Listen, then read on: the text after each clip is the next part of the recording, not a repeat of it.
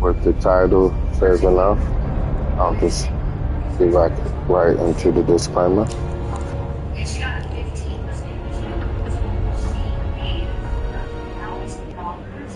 Please be intuitive, have an open mind that you be able to receive the shades of ice, paramount moments of the story. I have no legal rights. Videos are about to hear.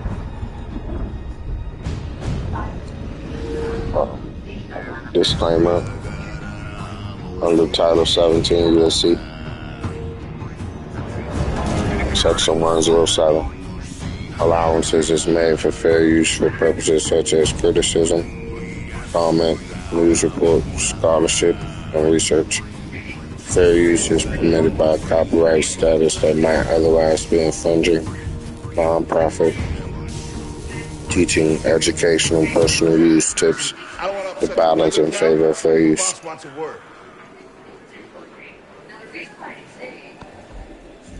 Good for us. Or has one life. An error has been detected on my side. All slabs were jammed. I need 2 workers to climb up and secure the medical tape. The angelic I'm talking about the clouds you see up there in the sky. What's your score? This is a Okay. All right. Let's go. another what you call UFO. The angelic beings, what they ride. Give me Ezekiel 1 and verse 4. And I looked, and behold, a whirlwind came out of the north. Say what? A whirlwind came out of the north. Read? A great cloud. A what? A great cloud. Great cloud. As we read, we're going to find out if that's talking about where the rain comes out of. Keep reading. And a fire enfolding itself. Come on. And a brightness was about it. Come on. And out of the midst thereof, as the color of amber. Out of the midst of fire. Out of the fire. Now jump down to verse 14. Ezekiel chapter 1, verse 14. Read this fall. And the living creatures ran and returned as the appearance of a flash of light. So these things were moving quick. They were moving quick all the way around. Jump down to verse 6. Keep going. Matter of fact, keep going. Now, as I beheld the living creature, behold, one wheel upon the earth by the living creatures, read, with his 4 faces. Come on. The appearance of the wheel. Of the what? Wheel. The clouds of what? Wheel. Come on. And their work was like unto the color of a beryl. Come on. And they 4 had one likeness. Read. And their appearance and their works was as it were a wheel in the middle of a wheel. A wheel in the middle of the wheel. That's what he was saying. A wheel in the middle of a wheel. Jump to verse 19. Verse 19. And when the living creatures went, the wheels went by them. And when the living creatures were lifted up from the earth, were what? Lifted up from the earth. They lifted up from the earth, come on. The wheels were lifted up. The wheels were lifted up. So this is talking about what these people be calling UFOs and stuff like that. Unidentified flying objects. That's what the clouds represent in the Bible. Yes, those things are real, but they're not unidentified. They're identified. The government knows exactly what those things are. Breach.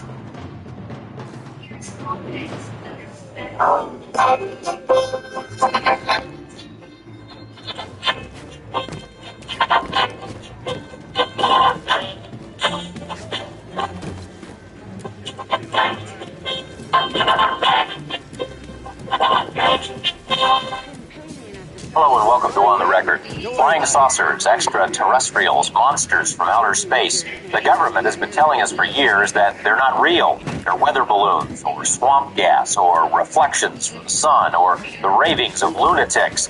But serious UFO researchers say a breakthrough may be very close. Some of the government scientists who worked on the top secret project Blue Book are ready to talk. What's more, a series of revealing government documents have trickled out of the federal files, documents that paint a much different picture of the UFO phenomenon. One of the most dedicated UFO researchers lives right here in Las Vegas. His name is John Lear, and he is my guest today. Mr. Lear, thanks for being here. Hey, George. Been looking to learn how to trade a community.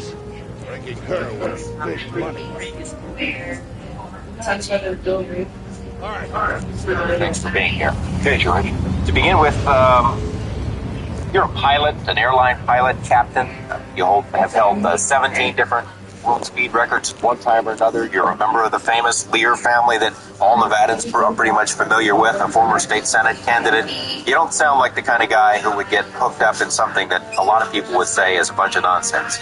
No, it's just by coincidence that I got really interested. This about 2 years ago. My father saw a UFO and my brother did, and they were very interested, but there was really no proof, as far as I was concerned, to really look into it until about 2 years ago. Your father and brother saw them. Can you give details? My brother saw one. He was flying a P-38 from Phoenix to Los Angeles at night. It just appeared in front of him. He made two turns, 90-degree turns. It stayed in front of him and then disappeared. And my father was flying at night, I believe, over the Arizona desert, and he saw one. So you got an interest because of the other members of your family. How did you start out? I had an interest, but there was really nothing I could put my finger on. Like I say, 2 years ago, a friend of mine came through town. We had flown in Southeast Asia together, and he was retiring from the Air Force. He came over, and we started talking about where he had been for the last 15 years. And he mentioned that he had been stationed at Bentwaters. And I said, oh, Bentwaters, that's where the flying saucer supposedly was in 1980. He said, no, John, not supposedly, it was. He said, I don't care if you believe me or not. It landed. I didn't see it because we were confined to quarters. I know people who did, and I'll give you the names. If you ever see them, tell them you know me, and they'll tell you the whole story. Since then, I ran into one of the security police who was within 10 feet of the saucer and actually saw the 3 aliens get out and go up to General Gordon Williams, who was the wing commander at that time. Now, there was quite a bit of documentation regarding this Bentwater incident. Why don't you go into that a little bit? There's the Colonel Holt memo that came out under the Freedom of Information Act, and it told about the mysterious lights and beating down and everything that happened in the forest except the actual alien landing. That wasn't in the memo. And there was also the tape, Colonel Holt tape, forest tape, that he made over a period of 8 hours. And there's a 20-minute segment that we've been able to get a hold of that you can hear him running through the forest and being worried, saying the things after us. Now, why do you suppose that hasn't come out? I mean, this particular incident, why hasn't come out if so many people, and you've told me about this before, have seen it or seen these aliens? Why haven't some of them come forward? A lot of them have come forward, but they're just not getting any press. It's something that people just don't want to deal with. The press, unless Dan Rather or any of your big press people are going to tell you about it. And they are just too spooky. The Air Force has made an art form of ridiculing people who talk about this thing. They've done an excellent job of covering it up for the last 40 years. It's not true trash. George, basically what we're dealing with here is, I'll give you the bottom line. Okay, I want to hear your thesis. I'm not trying to sell a book, I'm not trying to promote a lecture. It's based on what I've come across after intense research in the last year. And I have found out that the government has retrieved between 10 and 15 actual flying saucers, 3 of which have been in perfect condition, 1 of which they tried to fly. They have between 30 and 50 alien bodies in cryogenic storage. We even have the name of the person whose job it is to show these bodies to the heads of state and the people who are authorized to see them. They represent at least 5 different civilizations. I can't imagine Dan Rather or Tom Brokaw, if that were to come to their attention, a story of that magnitude, that they wouldn't do something with it. Well, I can't answer that question. I don't know why they don't do it. There certainly is enough evidence based on what I've looked at. For instance, the Linda Moulton Howe documentary in Denver for the CBS affiliate there called A Strange Harvest. Since 1975 to 1980, when she made the documentary, there's at least 9,000 cattle mutilations. Now, the government said that the mutilations were normal. Your desert predator did these. But they weren't. The mutilations, they We have a picture of these somewhere. Maybe we can see that as you're talking. well, that's The next picture. Here we are. This is the mutilation. New Mexico State Police did the research on, or the investigation on it, and they cut out certain parts with and the cut was made with a laser beam far sharper than anything we have. As a matter of fact, they were able to determine that they cut between the cells and didn't cut the cells themselves. We presently don't have this kind of technology. Well, if we don't know that we have this kind of technology, or you and I don't know that we don't, but that doesn't prove necessarily that it's ET. No, except that there's usually a visual sighting of a flying saucer or a strange light at each one of these sightings. Okay, you mentioned the saucers and the bodies. Now, what kind of proof do you have that is true? How do you know that? Well, let me take a look. Let me read to you first what the Air Force says about the bodies. First of all, I'm going to read from the Introductory Space Science, Volume 2, Department of Physics, United States Air Force. This is Chapter 13, Unidentified Flying Objects. Now, this is what the Air Force has students at the Air Force Academy read. And it says, the most commonly described alien is about 3.5 feet tall, has a round head, arms reaching to or below his knees, and is wearing a silvery spacesuit or coveralls. Other aliens appear to be essentially the same as Earthmen, while still others have particularly wide wrap-around eyes and mouths with very thin lips. And there is a rare group reported to be about 4 feet tall, weight of around 35 pounds, and covered with thick hair for clothing. Members of this last group are described as being extremely strong. Now, I'm not making this up. This is an Air Force. You can pick out an Air Force physics book and read this stuff. And at the end of the chapter, they go on to say, this leads us to believe in the unpleasant possibility of alien visitors to our planet, or at least of alien-controlled UFOs. Now, the picture that we have of the big head the Air Force describes, this picture was drawn by an Army surgeon. These are one of the bodies that was recovered in the famous Roswell incident of 1947. Tell us about that. It was the first flying saucer that crashed and was recovered by the Army. It was covered up. There has been several books about it. They recovered 4 beings. And one of the surgeons that was responsible for the autopsy knew that picture and came up with some of these interesting things in the autopsy. I'll just read a couple. 3.5 to 4.5 feet tall, 2 round eyes without pupils, no earlobes, nose is vague, neck described as being thin, arms described long and thin, reaching down to the knee section. You can see that there's a webbed portion in the hands, no teeth, no apparent reproductive organs, brain capacity unknown, colorless liquid prevalent in the body without red cells, no lymphocytes. And there's more in that particular. This is an autopsy report. And you said the government goes to great lengths, the Air Force in particular, to discredit this kind of stuff. Where did this come from? How did you get this? That came in a private. That came from the private collection of Leonard Stringfield, who was one of the premier researchers. He worked for the Air Force in the early 50s in a secret project reporting UFOs. And as a civilian, he continued his private research, and this is out of his collection. Why does the government want to hide this? Why does the Air Force just come forward? Why doesn't, why don't they level with us if this is all true? Well, there's not really much they can say based on what I've been able to find out. George, they're really, what could they say about it? They've been researching it for many, many years, and based on my information, let's say that the president decided to make an announcement. If he made it today, this is what I think that he would say. My fellow Americans, I come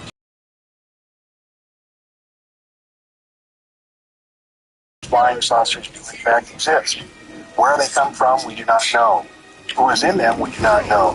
Where they are from, we do not know. Nor do we know how they got here or what they want. We are unable to duplicate on the several craft we have recovered, nor are we able to figure out how they are propelled. We have hidden these facts from you over the past 40 years in hopes that we can get more answers. Unfortunately, We are no closer to answers today than we were 40 years ago. God bless you all. In other words, you find it highly unlikely that the president would ever make a statement like that. No, it's too big. It's the massive. The problem is not only just the fact that there are five, and as many as 10 different civilizations visiting us. Apparently, and this is from the research that I've done, at least 90% of them are hostile. And when I say hostile, if not hostile, they have a completely different set of morals than we do. Okay, I'll tell you what, we're going to come back to the president and aliens because there have been some statements made by presidents, including President Reagan. We'll be right back. What makes you think I want out of here? Well, you're a young guy. You're gonna end up like me? Tai Chi is an ancient Chinese martial art that teaches concentration, flexibility.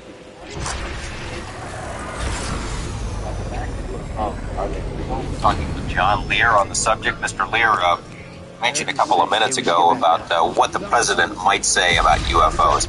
Do you believe that various presidents have been informed about what you believe to be the truth on UFOs? Each president has been informed up to and including Reagan. I'm not sure to the extent they are informed. Privately, I don't believe they are giving full briefing. People who control this information is the organization that go on against MJ-12 and the group of military scientists and other people. Trump's president, it takes at least 3 or 4 months before he actually gets the clearance to go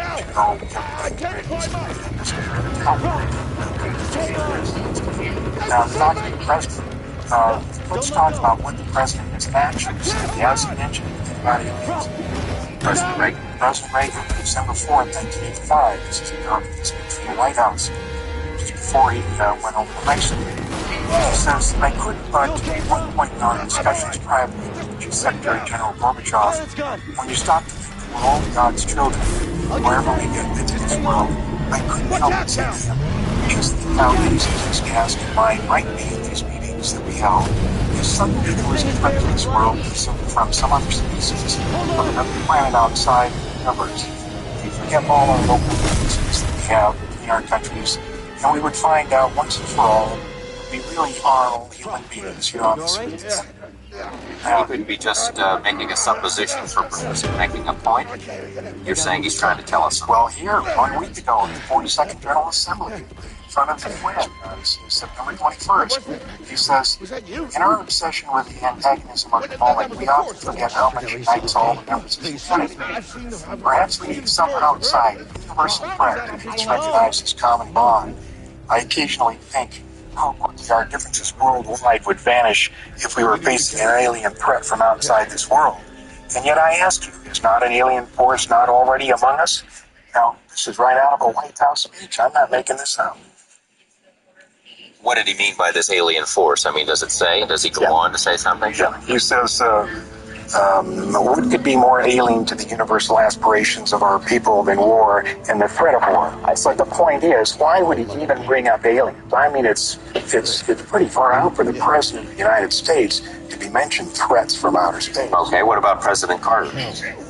President Carter, we have the quote from Carter when he was during his election campaign. If I become president, I'll make every piece of information this country has about UFO sightings available to the public and the scientists. I am convinced that UFOs exist because I have seen one. Jimmy Carter says he saw one. That's Jimmy Carter. He saw one. But he didn't tell us, did he? He doesn't. The pressure is enormous on these people to cover this stuff out. How can that be? Are they afraid of a panic? That people would panic? There's the panic problem, and there's also the problem that, in fact, training to make us what we are today. And that's been borne out by several researchers. We couldn't have developed exactly the missing link. Something had to happen to get us going. Between 4,000 and 8,000 BC, we had just been going along for hundreds of thousands of years, not doing anything. All this is the key that did that. I don't know, but it causes one to think. You mentioned a couple of minutes ago before the break that you think 90% of these visitors are hostile. What makes you think that? Well, A bit with what we think of as ET, you know? if you read some of these books that are on the newsstand, one is called Intruders, one is called Communion. They apparently come down, and when I say apparently, this is taken from 300 hypnosis cases. A friend of mine has done 140 of them. And the people are abducted. They're taken up into a saucer. Usually lasts about an hour. They do all kinds of experiments. They give them shots. They poke them. They cut them. They do all kinds of things, then wipe out their memory and send it back. Only after several months of some psychological problems do they end up going to a psychiatrist. And the psychiatrist, on trying to find out what the problem is, in the use of hypnosis, finds out that this person has been abducted.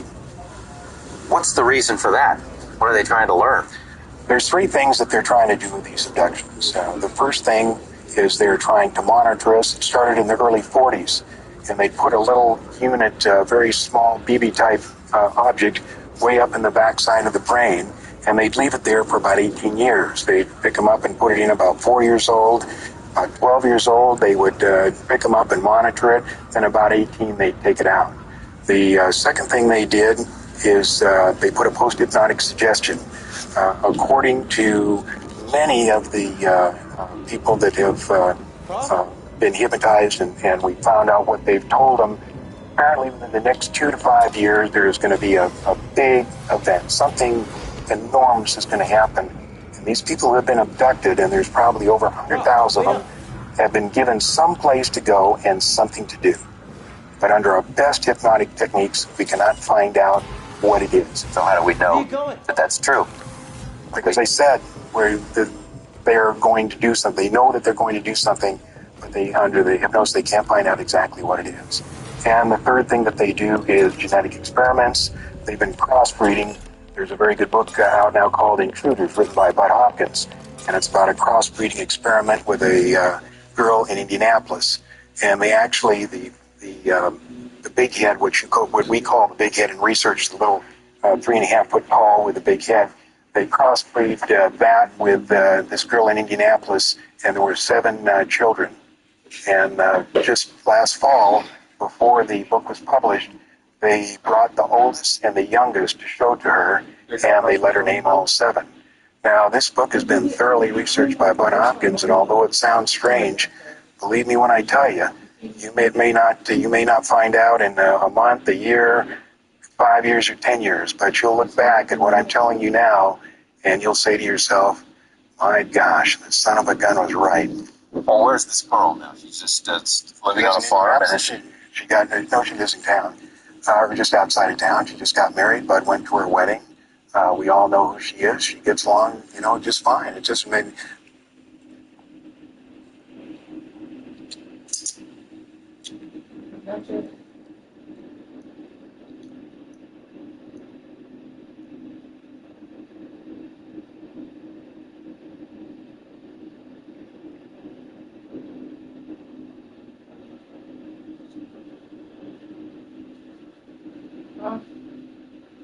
No,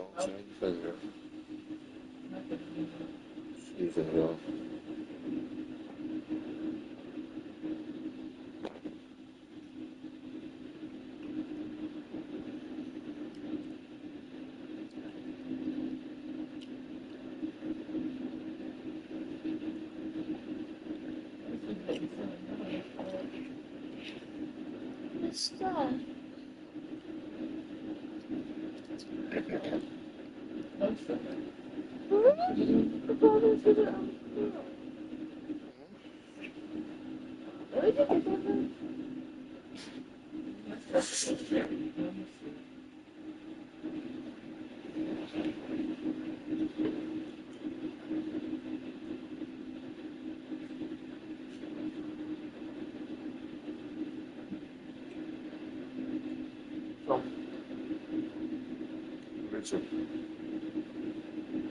Richard.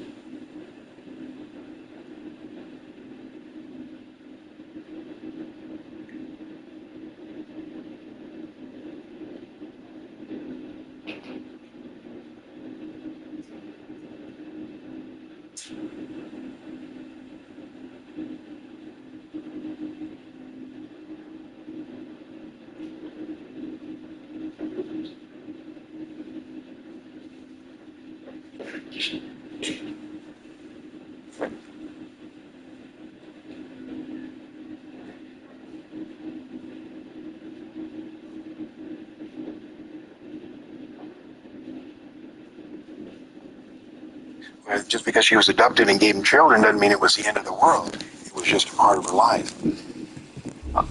Why don't we see a lot of photographic evidence, as many cameras, video gear? Why don't we see a lot of that? There are a lot. Before you go on, I know the pictures that we showed in the beginning of this program, you say they're baloney, they're phonies. That's right. The pictures you showed at the beginning were called the Myers incident. Called the visitors from Pleiades.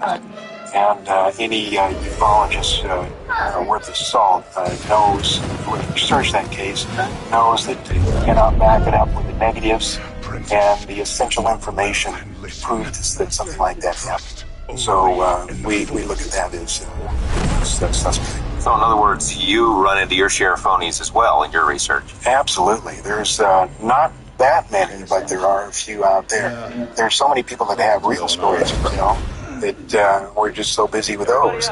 For instance, let's take the November 17th Japan Airlines incident. I'll tell you what, we're going to take another break, and we'll do that when we come back. Stay with me. Move out and line up. Just another contraband inspection.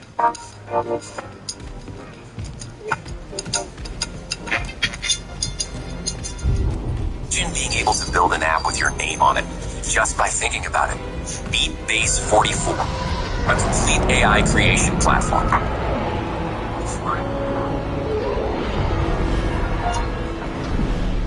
Welcome back. We have a few minutes left with John Lear. We're talking about UFOs. You're about to tell me about the Japanese airline incident. It's probably something that's still in the memory of our viewers. Yeah, the Japanese airline incident was a cargo 747 that had taken off from Iceland flying to Anchorage. And as he passed over the United States border and the northern part of Anchorage, he was intercepted by a UFO that was twice the size of an aircraft carrier. And he was followed by 40 minutes. He made a complete 360-degree right turn. He made a descent of 5,000 feet, and the thing stayed with him. Regardless of what you hear, the FAA did have him on radar, and so did the Air Force. If you have a picture there, this is a 26-page document made by Bruce Maccabee, who's a physics physicist employed by the Surface Weapons Laboratory and one of the most respected figures in ufology. I don't think we have that picture, so go ahead. Okay, I'm just going to hold it up here, and you can see the size of the 747 to the UFO. Now, the UFO was not brightly lit like that. It was just made like that for reference. It was dark. But this is what he saw beside him. Well, whose rendition is this? This is the captain's. This is from the captain's rendition when he was debriefed by the FAA. Now, certain UFO debunkers have said what he saw was the planet Jupiter. Well, this is an insult to all transport category captains around the world. I mean, the guy knows the difference between something that's twice as big as an aircraft carrier and the planet Jupiter. I've also heard that it's the reflection of his own plane.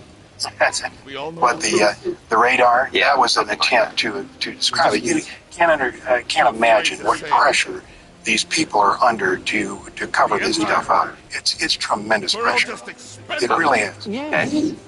You were going to tell me that the church, did you want to go further into the JAL incident? No, that's it. I just want to say that was a 26-page report. It had the captain and the ATC conversation. It had the radar plots. And it had the Air Force plots and the FAA radar plots. There was no question about it. Well, tell me. They followed it. The church, what do they think about UFOs? Well, here's a copy from the London Evening News, July 21st, 1987. It says, "Prepare to meet thine aliens." Vatican theologians have acknowledged that there could be life on other planets. Now they plan to train missionaries capable of working in space and meeting aliens. Jesuit scientists at the Vatican Observatory in Frascati near Rome have reported moving lights and other identified phenomena in the sky. Starting in September, the Vatican University will have a special UFO section. You've said before you thought a lot of their intentions were hostile, and you've mentioned before that a lot of the sightings are around military bases. Why don't we see them here? Las Vegas, we got a lot of military bases here. Well, in fact, there have been a lot of reports of UFOs in and around Las Vegas, not specifically over the airport bases. We have the test site. Of course, we don't know what's going on there. And we have Nellis Air Force Base. But there have not really been a lot of sightings over there. The main Air Force sightings were in 1975.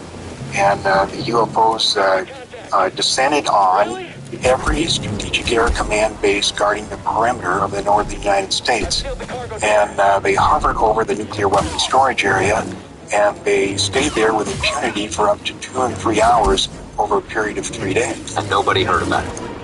Well, there was a few reports, but you really don't. I have a report 150 pages long of the F-106s that were sent out to chase them, and the helicopters, and notifying the Canadian authorities, and the security patrolmen that were sent down to actually see what was going on, and they'd come up on these things, and they say, I'm not going any further. You think maybe it's a top secret area if the Air Force actually does have them? Maybe they got him here. I'm sure they do. Up at the test site, there's a report that of 3 that they got in perfectly good condition, at least 1 is up at the test site and has flown, and 1 was being flown as 1981. By us. By us, yeah. We mentioned at the top of the show that perhaps a breakthrough might be coming, that some of these people from MJ12 or from the Project Blue Book who are in on the government's research and saw some of this stuff might be ready to talk. We got about a minute left. Why don't you tell me about that? It's our information that half of this, part of MJ12 wants to release and part of it doesn't. We're hoping that we can do this, but of course, as researchers, we're not aware of all the ramifications. We just know of what we can do. So we would like to see them release it, but we really don't know if they are. Okay, John Lear, it's been very interesting. You keep us posted. Sure will. Thank you. We'll see you next week with more of On the Record.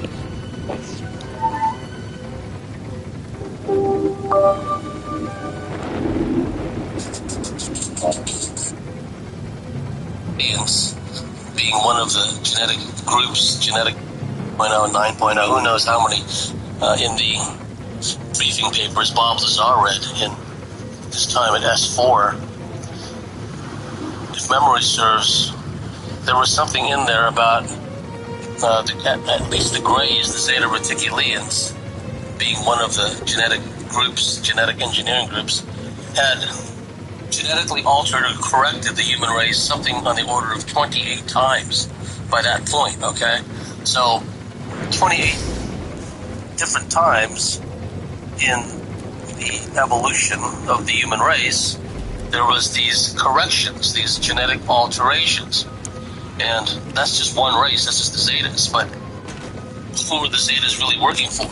I would argue that at least some of the Grey factions work for the Reptilians, they work for the Draco, they work for the Orion Empire, essentially. And to do the mining, yes, they've been created to do the mining and much more. But they're essentially a livestock race. They're essentially just meant to be part of a big end times type harvest. So I'm no longer calling them slaves because I've never known since recorded history of slaves who didn't know they were slaves, right? And Frederick Douglass, the late great black abolitionist, said, and I'm paraphrasing here, and you've heard me say this before, that a slave is first shackled in his mind before he's shackled in his body, and that's exactly what we see today. Hello again, everybody. This is James Bartley, and you're listening to Bartley's commentaries on the Cosmic Wars. Well, it could be called one of two things. First is, oh, what a difference a few weeks make. And two, and this will be the working title of this commentary, the eyelids meet the middle, and why. Why? The big question on a number of levels. Victoria. Victoria. Dream stage. The stage managed dreams that abductees, MyLabs, and demonically tormented people have had to endure. Victoria. Where literally their dreamscape at night becomes a terror zone because these entities, where the term being tormented as demons, going back well before the Middle Ages, that's where it came from. These nocturnal spirits, because we're sleeping, these entities, interdimensional, non-corporeal from our 3D perspective, they have the tactical and strategic high ground. They can literally enter into a sleeping person and take over their dreamscapes from within. What I've called, and Candy Turner and I talked about this decades ago, stage managed dreams, right? So the things you've seen in Freddy Krueger, which Hollywood has been cramming down your throat and any eyeballs all the time, and later really degenerated to just sheer blood and murder. It's almost like people like John Wayne Gacy, I'm trying to be funny, but people similar to John Wayne Gacy and Jeffrey Dahmer sat around, let's write some screenplays, let's make movies, let's make slasher type movies, right? But that's just Hollywood reptilian institution, if there ever was one, trapping you, cramming you with this information from a sadistic, psychotic perspective, and essentially non-human perspective, cramming it in your face and making it seem like it's cool and trendy to be scared of the theaters. That is the reality that's been going on all along sub rosa, and then now it's come out into the open. But for those people who've been quote-unquote demonically tormented, or have had stage managed dreams taken over by reptilian sprays, or you name it, they live these Freddy Krueger nightmares, but in real time, in a way that no person, only a 3D understanding of space and time, can understand. Because these people are literally trapped within their own bodies at night, paralysis, they can't wake themselves up, and they literally have, for lack of a better term, but the term that some Christians might understand, a demon inside of them. Vibration.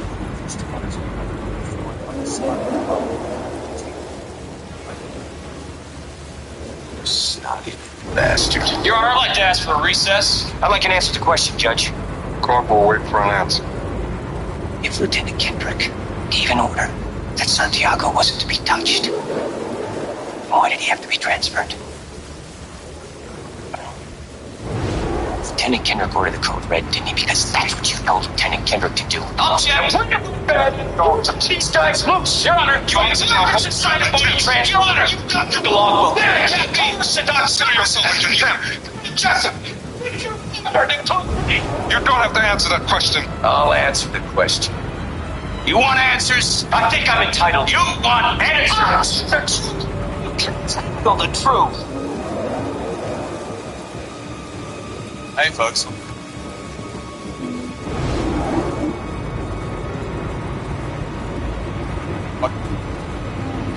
There's certain issues that I need to raise. Hey, folks. Welcome back to the Roswell UFO Conference. And as you know, we're working with the Roswell UFO Festival. The overcoat is off. The man in black.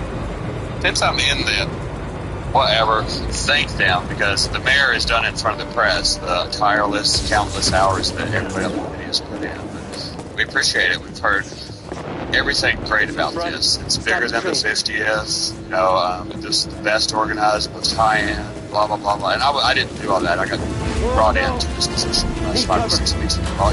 Got to move in between verses. You see a purple shirt, they give you.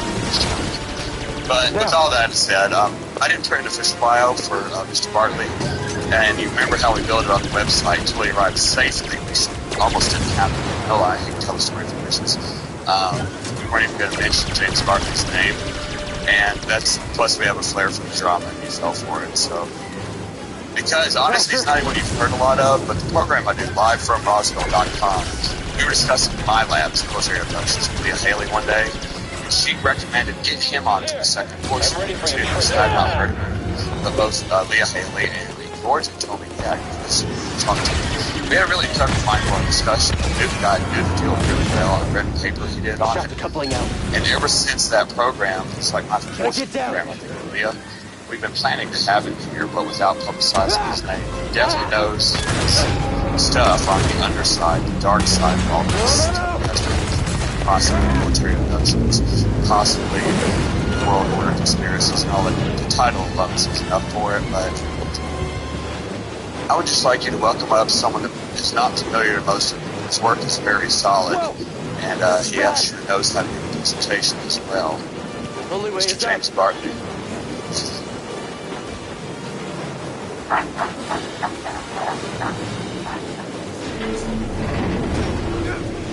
Thank you very much for coming here. Can you hear me? this is truly a beautiful place. I respect your understanding of significance of this weekend. You could have been anywhere this weekend. You chose to be here. And that tells me a lot about you. It tells me you're a very intelligent crowd that really has an understanding of what's important. Now, the information I'm going to share with you today is very controversial. It's very negative, profoundly negative, but I will throw a bone at it and have a message. I want you to leave here. Who are you? No time. Keep moving. We'll pick you up when we can. The information I'm going to share is information that is not common in the UFO community. Most of the other alien abduction researchers, for whatever reason, have deliberately left out a lot of this information relative to reptilians, military abductions, MILABs for short. MILABs are legitimate alien abductees, for reasons that I will explain, are kidnapped, trained, and utilized as black operatives by elements of the military intelligence community. And this information has come with a price. Many people like some literally killed, some harassed the person.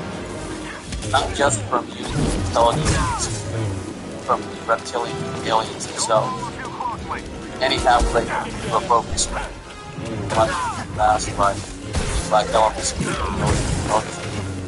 However, when a researcher or an abductee starts getting harassed and threatened by the reptilians, for example, you know that that person is crossed over the threshold.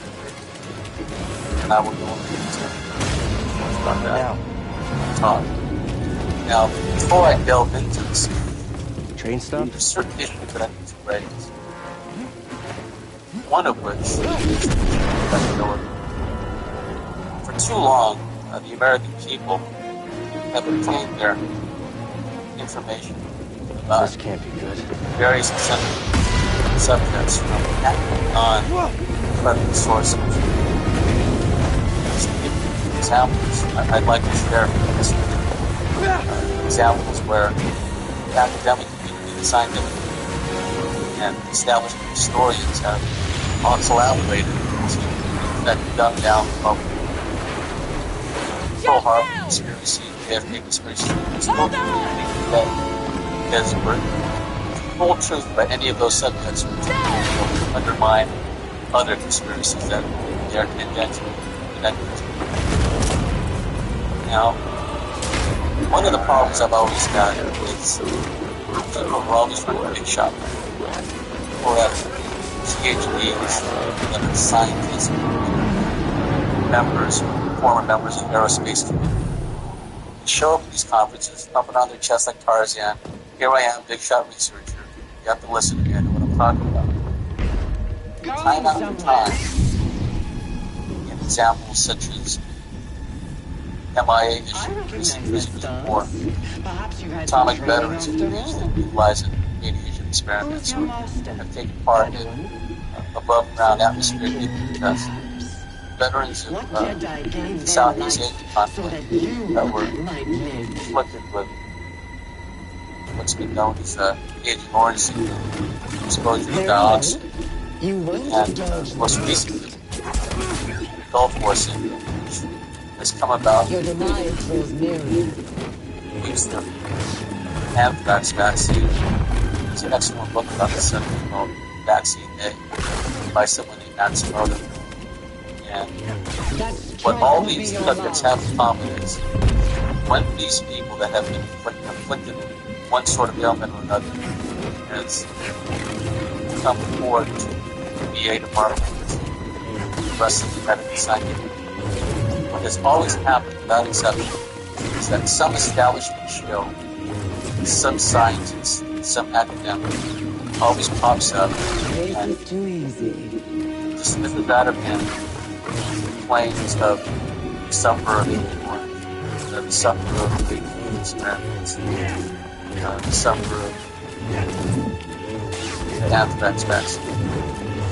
There's a gigantic dungeon of these establishment shows that have sought to suppress and downplay and marginalize information, which contradicts official standards. Keeping your distance. Most often it's not. It's used to have considered of psychological disorder, psychological aberration on the part of veterans suffering from Gulf War, veterans suffering such as deliberate disappearance of military veterans of some of these individuals who suffer from radiation exposure has been utilized.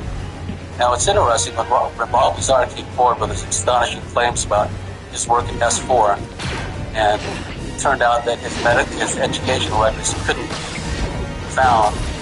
Debunkers all had a good laugh and said, well, he can't prove that he was a scientist, he can't prove he worked at Los Alamos. But that modus operandi has been used against people who've been exposed to radiation, been exposed to dioxins from Agent Orange, who've been exposed in a number of other reasons. And it's not a new method of dealing with potential whistleblowers. There's a corporate financial agenda at work which strives to attain global centralized control at the expense of the individual. So I want you to keep that in mind as I speak today, because people are going to wonder about my credibility. People are going to wonder about the credibility of the abductees in my labs who share their information with me. And yet, for many years, these same people who are questioning the credibility of myself and my colleagues have bought into the lies of the establishment, have bought into the lies of the scientific community. And nowhere is that more prevalent than in the UFO field. For example, today is the age of the camcorder. You can't very well debunk and ridicule the camcorder. So what happens? These experts in the aerospace field pop up. How do you know so much? Why'd you help me? Because of how they did the older Track Imperial communications. We heard the Inquisitors were heading to Brocco. So we made our move. Oh, yeah? They're not going to send it back. On Jedi these days anyway. That's gratitude for you. How much? Surviving on your own for so long that it's impossible to trust anyone. And it's what's kept you alive. We're better than nothing. This is about something bigger than just surviving. Like what? Like rebuilding the Jedi Order.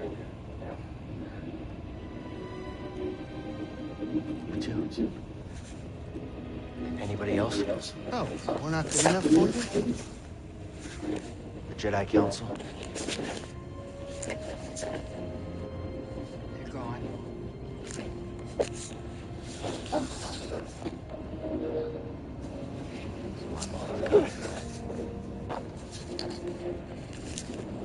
Captain, set a course for Bogano.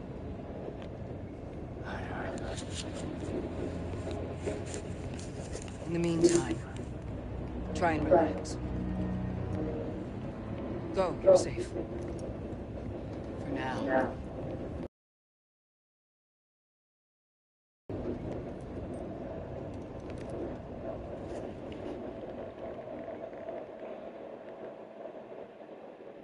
You gotta move on and live your life.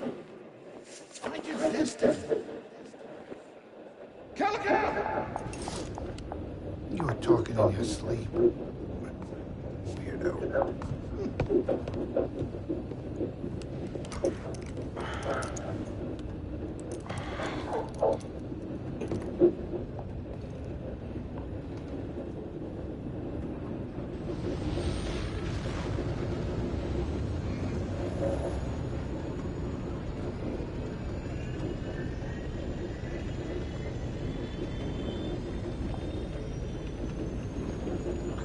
These experts in the aerospace field pop up, like so many species which refuse to stay flush.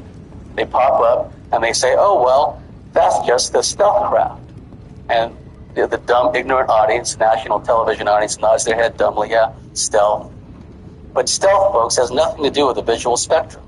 Stealth has everything to do with what's known as the radar cross-section, RCS, of of a craft, utilizing certain composite materials, designing the craft in such a way as there's no right angles to reflect back radar signals. The radar cross-section could be reduced to such an extent that for all intents and purposes it is invisible to radar. Not entirely invisible, but small enough to thwart any attempt at ground control intercept radar stations, airborne radar lock-on platforms to lock on to the craft. So when people say, well, oh, that video shows like a stealth aircraft, that's just another lie. And they can only get away with that because the general public is ignorant about such issues. If it was a stealth aircraft, what is it doing lighting up the whole countryside? Doesn't that defeat the whole purpose of stealth? I mean, think about it. It defeats the whole purpose of stealth. Now, unless you're talking about the invisible jumbo jet that crashed in the Pentagon, that was equipped with a Romulan cloaking device. But the thing is, you always have these shills, and there's some here at this conference, UFO debunkers. Now, you can always tell who a UFO debunker is. Essentially a paid government liar. I survived. How do you know? Well, rule number one in counterintelligence psychological warfare operations is you have to have a plausible reason for being someplace. If you're, and by its very nature, a UFO debunker is a covert and deniable asset of the U.S. government or some other government. But they have to have an explanation for being somewhere. This is like in overseas operations. A person may have the cover of Agency for International Development. They could have cover of a foreign service worker. They can have a cover of a relief worker. A UFO debunker doesn't have a reason for being here. They don't have a reason why on the pretty websites they have nothing but articles debunking alien abductions, debunking the UFO subject in general. So just keep all this in mind. I have to preface this because there's some people out there that still cling on to this notion that people with PhDs and other letters after their name are somehow more credible than people who don't have those letters after their name. So now that I got that out of the way, I know you're probably wondering who I am. I'm not really sure I trust you. But we have a common My name is James Bartley, and a common cause. and I'll share more of my plan. I've had somewhat of an eclectic background Until then, in the telecommunications field and insurance industry. I spent a number of years as a civilian working in an intelligence-related capacity for the Department of the Navy, particular naval air forces. My rather innocuous title was that of database coordinator. I worked in communications. One of the things that always struck me as humorous is all these experts with magnifying glasses poring over alleged official government documents, and they're saying, well, you know, the comma's out of place, oh, well, the font is not right. Well, I really can't comment on how the formatting was years ago, but I know that today, really, some of the official messages people read from different commands can be as breezy and as irreverent as an email. They don't necessarily follow a particular standard. Now, what did I do? Well, I really can't elaborate on what I did in communications because the powers that be are bound and determined to go to war with China and God knows how many other countries. But I will say that little guy. Probably more than most in the intelligence community, I had extreme exposure to intelligence summaries from a multitude of intelligence agencies. Ones that you're familiar with, maybe not so familiar with. Also, R&D centers like the Army's Missile Development Center, Redstone Arsenal, the various intelligence sections of the various commands, theater-level commands, Army-level commands, Air Force commands. When you're in communications, you are smack dab in the middle of just an astounding stream of intelligence-related information. Much of it really doesn't need to be classified, actually. On a daily basis, I interacted with members of the Naval Intelligence and Naval Security Group, which is Naval Security Group, or NAVSEC Group, is the naval subsidiary of the National Security Agency. I was responsible for creating entire streams of classified and unclassified message traffic, what are known as AGS, AIGS, addressed indicated groups. Let me make one up. AG 555, it could be about aircraft maintenance. I was also responsible for creating what are known as CADs, collective address designators. And let me make one up. NASCAR. Anybody that had an interest in NASCAR from a crew standpoint, driver standpoint, or a racetrack standpoint, were all action or info addressees on these types of messages. Not only was I a member involved in communications, but I was the go-to guy in the command. If somebody in anti-submarine warfare needed a certain type of message traffic, they came to me.